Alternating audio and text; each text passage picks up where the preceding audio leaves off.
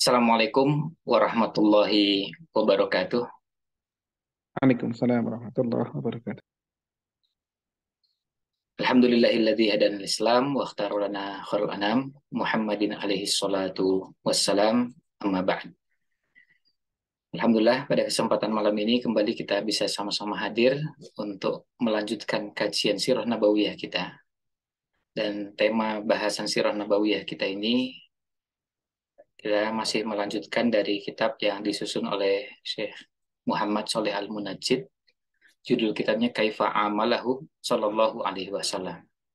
Yang kalau diterjemahkan secara harfiah atau terjemahkan dengan bahasa lain adalah seni interaksi Rasul Sallallahu Alaihi Wasallam. Kita akan berbicara tentang bagaimana interaksi Nabi Sallallahu Alaihi Wasallam dengan berbagai kalangan.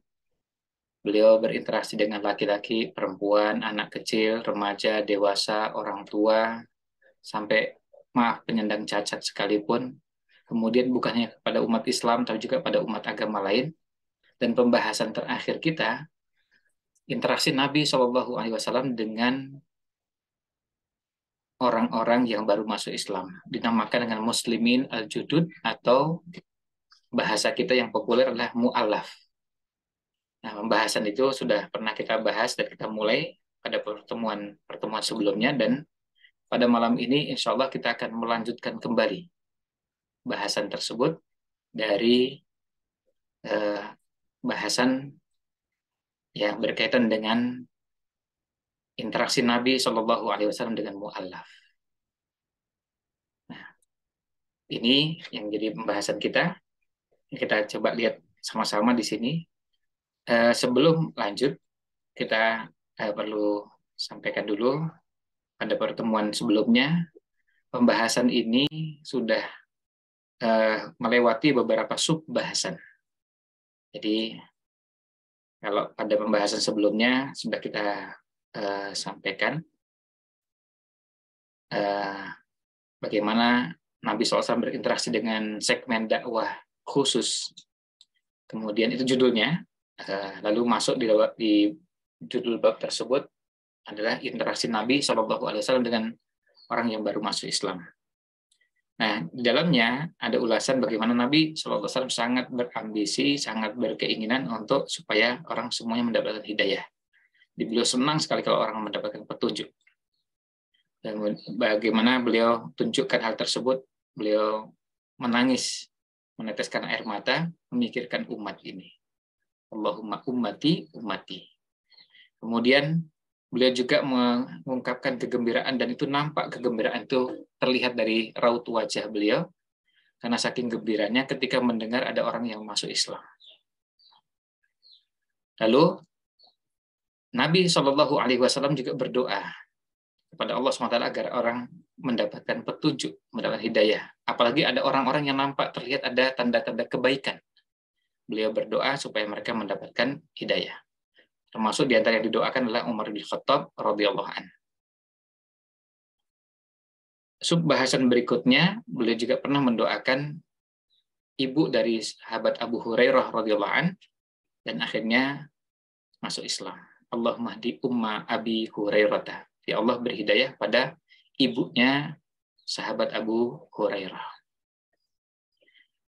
Nabi Shallallahu Alaihi Wasallam juga mendoakan kabilah Daus agar mereka masuk Islam. Dan Nabi SAW juga memuji Allah atas keislaman mereka dan bergembira ketika ada baik perorangan maupun secara berkelompok yang masuk Islam. Dan tentu yang pertama kali dilakukan adalah memuji Allah SWT, karena itu adalah karunia dari Allah SWT. Dan setelah itu juga mengungkapkan kegembiraan yang nampak terlihat dari raut wajah dan kemudian ungkapan-ungkapan dengan lisan. Dan Nabi SAW juga memberikan petunjuk kepada orang yang baru masuk Islam supaya mandi.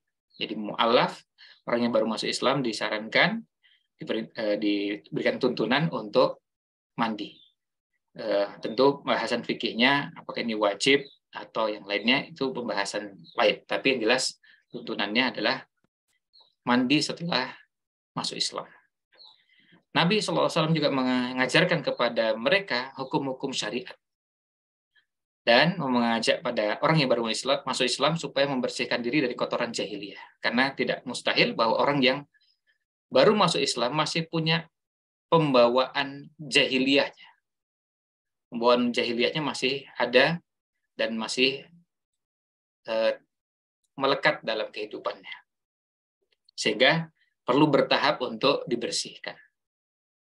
Kemudian Nabi Shallallahu Alaihi Wasallam juga mendahulukan masuk Islam sebelum yang lain.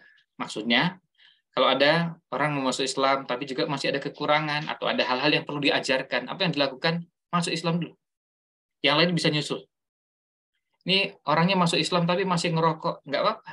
Masuk Islam dulu. Orangnya masuk Islam tapi kadang-kadang masih suka ngerasani orang lain, masih suka ghibah, nggak ada masalah. Masuk Islam dulu. Artinya masuk Islam didahulukan timbang yang lain. Nanti sambil bertahap, hal-hal yang masih menjadi kekurangannya atau yang belum dipahami, belum dipelajari, dan belum juga diamalkan, bisa secara bertahap. Tapi masuk Islam itu didahulukan daripada yang lainnya. Kemudian Nabi SAW juga mengutus pada orang-orang yang baru masuk Islam, orang yang bisa mengajarkan mereka agama ini. Jadi ketika kabilah Ri'al, Zakwan, Usayyah ini, dan Banu Lihyan, mereka masuk Islam, kemudian mereka minta pada Nabi SAW supaya diutus orang yang bisa mengajarkan kepada mereka. Nabi SAW mengutus. Mengutus, kalau bahasa kita sekarang, da'i-da'i, ustad-ustad, ya, dulu namanya qurra, untuk mengajarkan kepada mereka, ya, mengajarkan apapun yang ada dalam ajaran agama yang sudah sampai pada mereka saat itu. Dan Nabi SAW sangat berambisi, sangat bersemangat sekali agar mereka tetap istiqomah dalam keislaman, agar mereka sabar dan menjauhkan hal-hal yang bisa membuat mereka jauh dari Islam atau membuat mereka lari dari Islam. Jadi bagaimana berpikir gimana caranya agar orang masuk ke dalam Islam, bukan mengeluarkan orang dari Islam. Kalau istilah orang sekarang ini berkaitan dengan paham yang berkembang pada sebagian orang yang mudah atau menggampangkan dalam memvonis kaum muslimin, baik itu dengan mengkafirkan atau membid'ahkan. Padahal itu belum sepenuhnya memenuhi kriteria atau syarat-syarat tersebut. Ini bukannya memasukkan orang ke dalam Islam, malah mengeluarkan orang Islam dari agama Islam.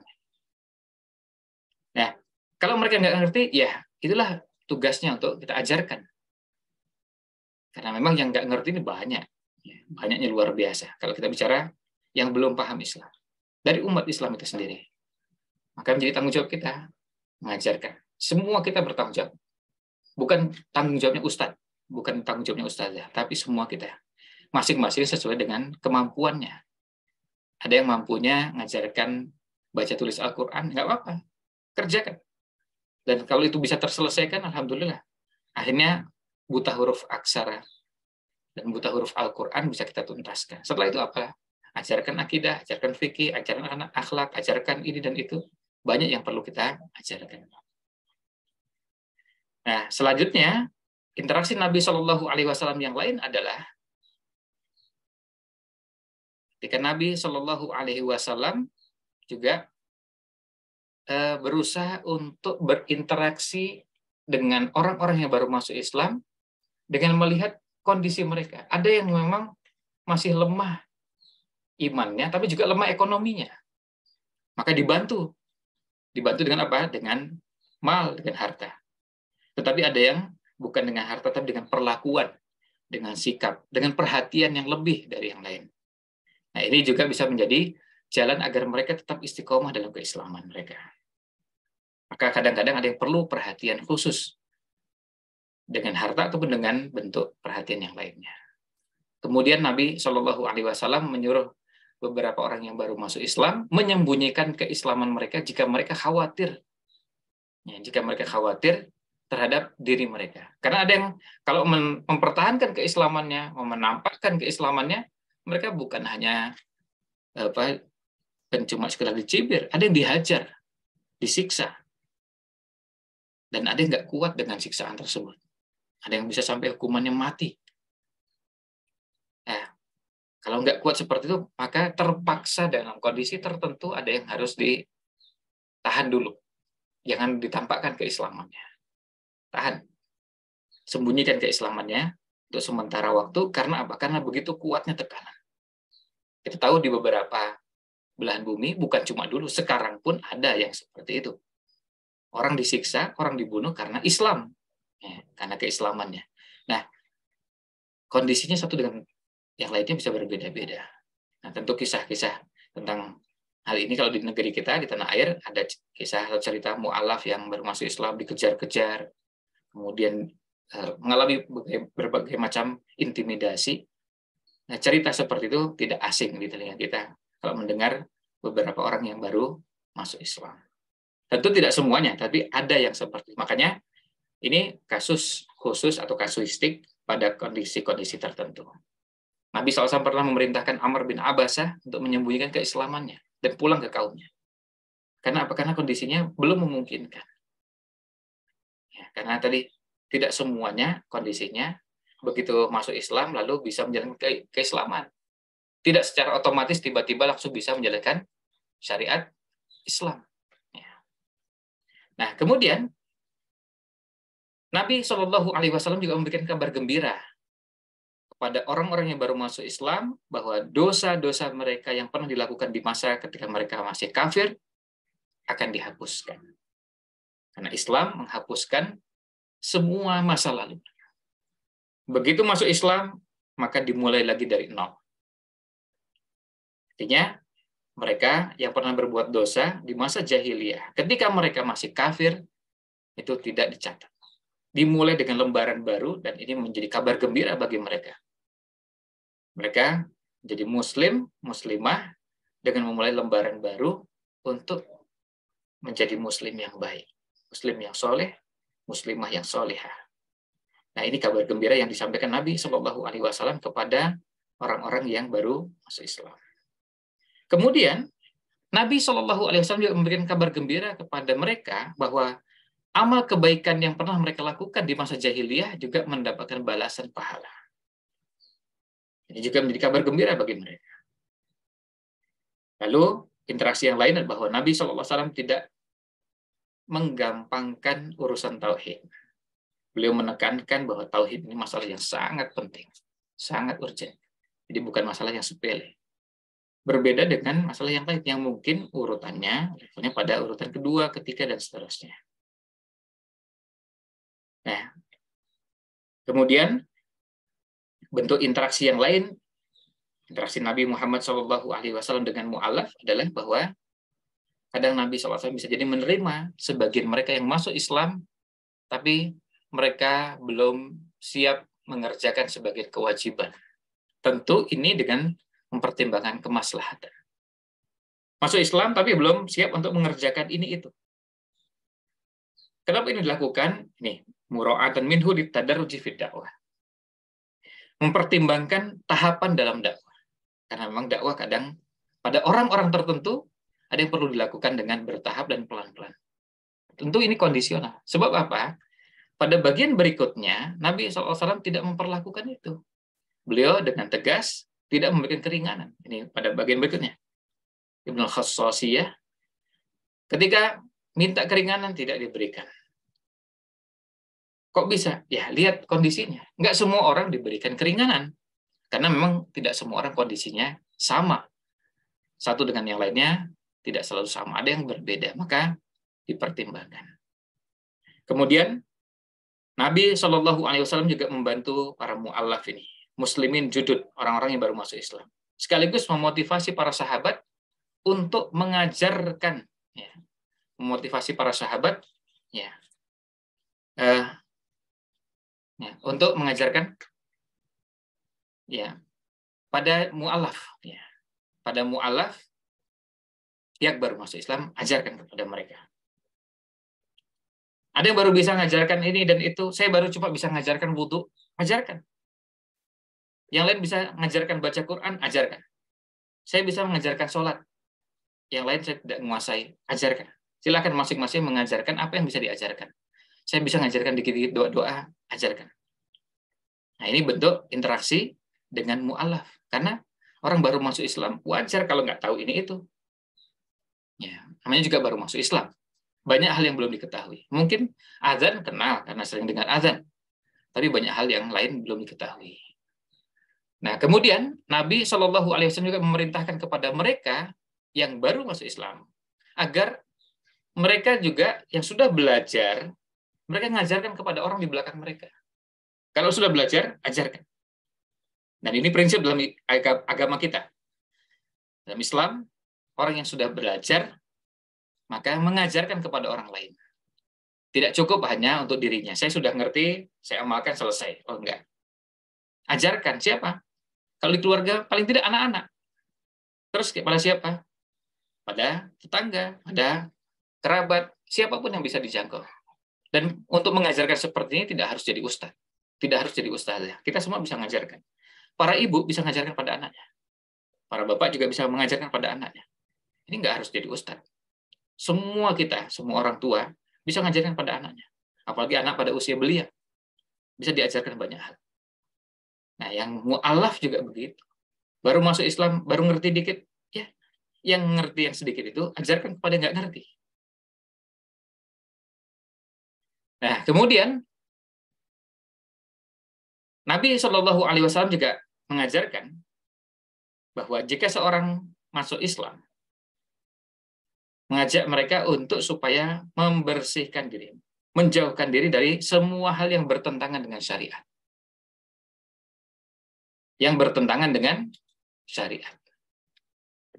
Karena bisa jadi ada di antara mereka masuk Islam seperti tadi kita sampaikan, meskipun tadi sifatnya umum pada poin sebelumnya, bahwa ada yang masuk Islam tapi belum ngerti ada beberapa tuntunan syariat yang harusnya ditinggalkan. Maka perlu membimbing mereka supaya mereka mau meninggalkan hal-hal yang bertentangan dengan syariat.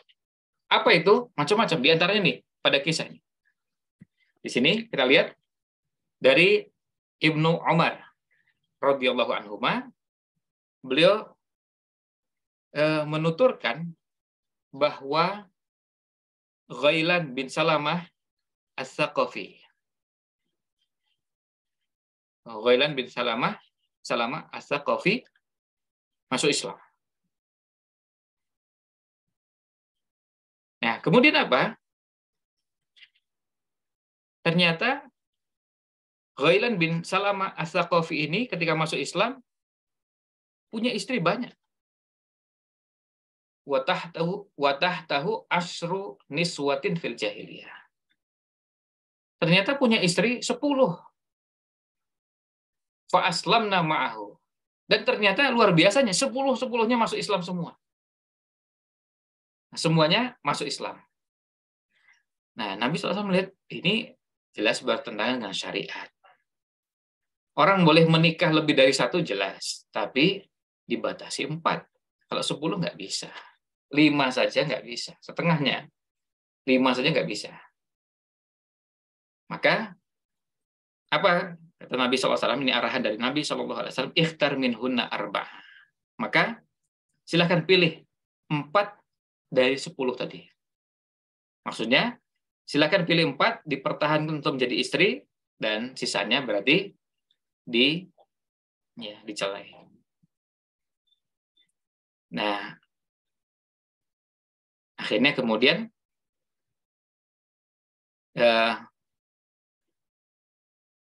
di istri-istrinya dicerai, kemudian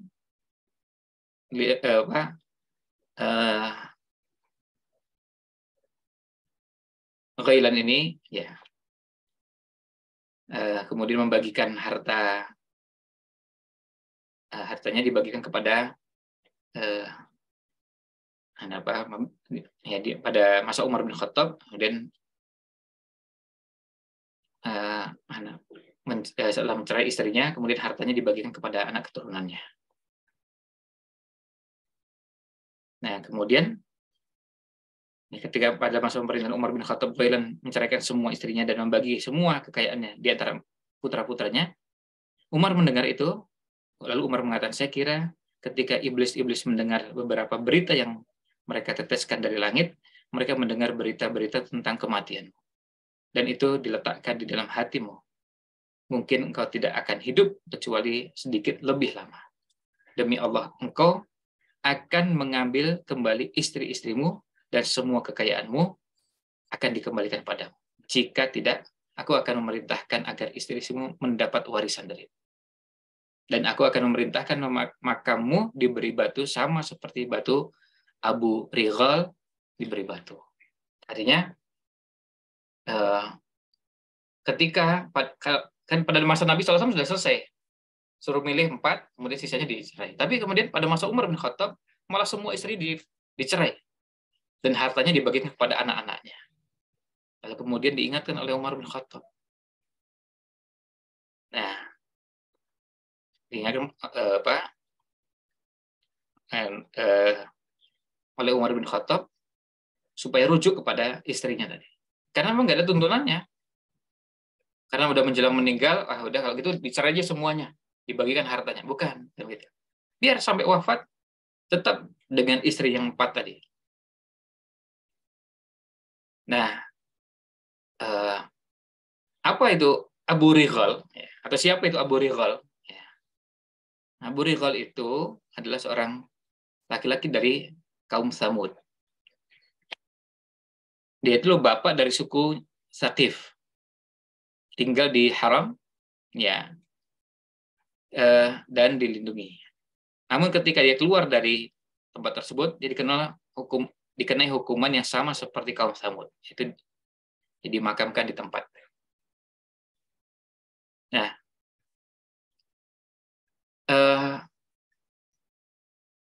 jadi inti bahasannya adalah ketika ada syariat yang dikerjakan sesuai dengan tuntunan tentu dipertahankan. Tapi yang tidak, maka harus ada perbuatan yang tidak sesuai dengan syariat, maka harus ditinggalkan. Dan tuntunan ini bisa jadi itu sisa jahiliyah. Sisa jahiliyah. Maka ketika punya istri lebih dari 4, diminta untuk mencerai selain yang 4. Silahkan pilih, dan dalam redaksi yang lain, redaksinya tolik ayyatahuma syi'ta. Kalau tadi ikhtar arba'an minhunna, silahkan pilih 4. Kalau ini redaksinya, silahkan cerai manapun atau wanita manapun yang kamu sukai. Jadi dari 10 itu, silahkan dicerai mana yang kamu ingin cerai. Berarti memilih yang dipertahankan itu 4.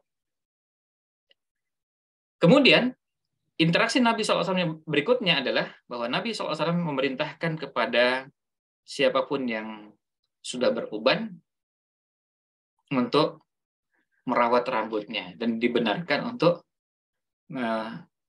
menggunakan bahan agar mengubah warna rambutnya tadi. Dibolehkan. Dibenarkan kalau misalnya sudah beruban lalu kemudian menggunakan warna lain. Tapi coba lihat redaksi hadisnya. Dari Jabir bin Abdullah radhiyallahu anhu, beliau mengatakan bahwa Abu Quhafah, ya, Abu Quhafah bapaknya sahabat Abu Bakar As-Siddiq, dibawa datang menemui Rasulullah SAW pada Fathu Makkah. Dan kepalanya serta jenggotnya sudah memutih. Lalu beliau memerintahkan kepada istri-istrinya untuk supaya ghayyiru hadza bisyai'in. Ubahlah ini dengan sesuatu. Maksudnya, ubahlah supaya rambutnya sudah tidak lagi beruban. Ini bisa diubah. Maka diperintahkan kepada Abu Quhafah, bapaknya Abu Bakar As-Siddiq, yang sudah beruban dan rambut putihnya sudah banyak, silahkan diubah. Ya, disemir dengan warna lain. Sehingga tidak terlihat putihnya. Ini untuk menunjukkan bagaimana interaksi Nabi SAW dengan orang yang baru masuk Islam. Kemudian Nabi SAW memerintahkan bagi yang sudah bernazar akan melakukan ketaatan, atau bahkan sudah memulai melakukan, diperintahkan untuk menyelesaikannya setelah masuk Islam. Kalau itu nazarnya baik, tentu kalau nazarnya isinya yang tidak baik, maka ditinggalkan, jangan diteruskan, jangan dikerjakan. Tetapi kalau itu baik, maka diteruskan. Nah, kita lihat di sini dari sahabat Ibnu Umar radhiyallahu anhu menceritakan bahwa Umar bin Khattab radhiyallahu anhu pernah mengatakan, "Ya Rasulullah, inni nadartu fil jahiliyah." Ya Rasulullah, sungguh saya pernah bernadar di masa jahiliyah. Nadarnya apa? Iktikaf 1 malam di Masjidil Haram. Iktikaf 1 malam di Masjidil Haram. Maka apa sabda Nabi SAW? Ini lihat nazarnya di masa jahiliyah. Nazarnya bukan ketika masuk Islam, tapi nazarnya ketika jahiliyah. Jelas kalimatnya, nazar tu fil jahiliyah. Apa jawab Nabi SAW? Fa'aufi binazarika. Penuhi nazarmu. Artinya, tunaikan nazarmu. Sudah bernazar, maka tunaikan nazar tersebut. Nah, ini kalau nazarnya apa? Nazar untuk ketaatan, dan nazarnya dibenarkan dalam syariat. Meskipun dilakukan di masa jahiliyah. Misalnya nazar apa? Kalau kita sekarang misalnya, nazar akan membantu fakir miskin. Nazar akan membantu anak yatim. Nazar akan membantu anak-anak jalanan. Nazar untuk membantu orang-orang yang nggak punya rumah. Tunawisma. Nazar untuk macam-macam. Yang mungkin bisa jadi dasarnya bukan karena agama, tapi karena kemanusiaan. Tapi itu merupakan ketaatan dan baik. Sesuatu yang bagus dan bisa dikerjakan sejalan dengan syariat, maka diperintahkan untuk dikerjakan. Nah, selanjutnya, interaksi Nabi SAW yang lain, yang terakhir adalah ada habsis sufara irraghibina fil Islam. Nabi SAW tidak menahan, tidak menghalangi, tidak mencegah pembawa pesan yang ingin masuk Islam.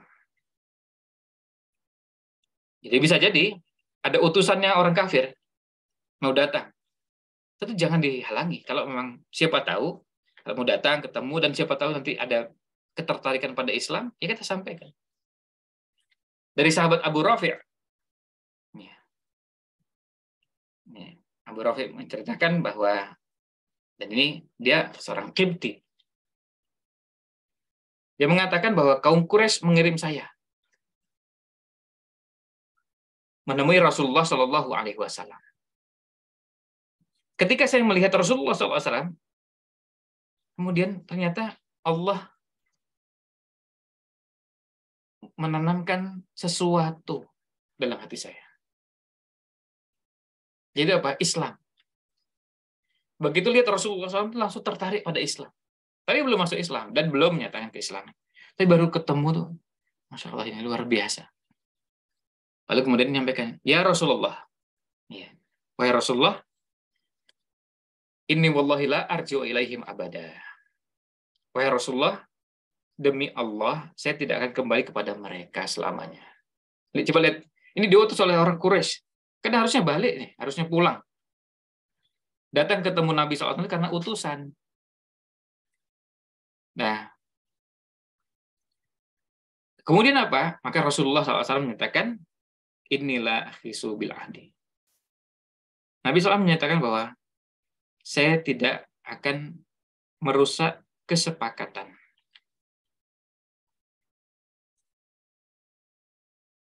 Wala ahbisul bardah. Dan tapi saya tidak akan pernah menahan pembawa pesan. Walakin tetapi irji, pulanglah. Fa in kana fi nafsika alladhi fi nafsika al-an farji. Tapi sekarang sebaiknya apa? Pulang. Jika engkau merasakan hal yang sama seperti yang kau rasakan sekarang, kembalilah ke sini. Jadi apa? Jadi tetap tidak ditahan. Ketika kepingin, kemudian apa? Biar pulang. Kan tugasnya sudah selesai. Tugasnya untuk menyampaikan pesan itu sudah selesai. Terus pulang. Setelah itu kalau berangkat lagi, kembali lagi ke sini sendirian, itu sudah keluar dari tugas tersebut. Dan amanahnya adalah menyampaikan pesan. Dan ternyata apa? Betul. Lalu dia mengatakan, lalu saya pulang. Kemudian saya menemui Nabi SAW dan saya pun menyatakan masuk Islam. Nah, ini karena apa? Karena sudah ada kesepakatan. sudah ada kesepakatan. Dan sebetulnya bisa mau ditahan karena posisinya kan antara kaum muslimin di Madinah dengan orang musyrikin di Mekah, posisinya perang. Yang namanya perang itu bisa saja apa saja dilakukan. Ya misalnya ada orang dari pihak musuh ditahan aja. Ya, apa bisa? Ya bisa aja. Namanya juga perang, ya. Tapi Nabi Shallallahu Alaihi Wasallam menjaga hal tersebut. Nah, ini beberapa hal yang berkaitan dengan interaksi Nabi Shallallahu Alaihi Wasallam dengan orang yang baru masuk Islam, dan ini bahasan terakhirnya. Dan di bagian akhir di sini Imam Ibnul Qayyim mengatakan pada kisah tadi, termasuk tuntunan Nabi Shallallahu Alaihi Wasallam adalah beliau tidak menahan seorang pembawa pesan jika dia memilih agama Islam dan melarangnya kembali. Sebaliknya, beliau harus mengembalikan kepada mereka. Dan Imam Abu Daud mengatakan ini terjadi ketika Nabi SAW masih mau mengirim kembali kepada mereka siapapun yang mereka kirim kepada beliau dari mereka. Jadi artinya putusannya dikembalikan. Bahkan meski itu seorang Muslim. Namun untuk hari ini hal itu tidak bisa diterima. Maksudnya kalau hari ini sudah tidak berlaku lagi. Ini kan pernah terjadi pada masa setelah perjanjian Hudaybiyah, dan kemudian sebelum itu tentu kondisinya berbeda. Sesudah itu berbeda. Kalau kita bicara zaman sekarang tentu berbeda lagi. Nah, tapi Nabi SAW menjaga perjanjian yang sudah terbangun meskipun dengan orang kafir sekalipun. Tetapi orang yang punya ketertarikan pada Islam jangan ditutup pintunya. Tapi juga tetap diajak berinteraksi dengan baik, kemudian diajak dialog, dan kemudian diberikan solusi untuk rencana masuk Islamnya. Nah, ini ulasan kita pada kesempatan malam ini. Berarti dengan berakhirnya bahasan ini di halaman 513, maka bahasan atau bab yang berkaitan dengan bagian pertama dari bab ini, yaitu interaksi Nabi SAW dengan mu'allaf yang baru masuk Islam, sudah berakhir sampai di sini. Dan nanti pada bahasan berikutnya adalah masuk kepada bagian kedua yang berhubungan dengan interaksi Nabi SAW dengan orang dari dakwah, orang yang dari segmen dakwah khusus, yaitu berkaitan dengan interaksi Nabi SAW dengan orang yang minta fatwa. Nah, demikian ulasan kita pada kesempatan di malam ini. Mudah-mudahan ada manfaat yang bisa diambil. Mohon maaf jika kurang berkenan. Allahu a'lam. Sallallahu alaihi wasallam ala nabiyina Muhammad wa ala alihi wa sahbihi ajmain.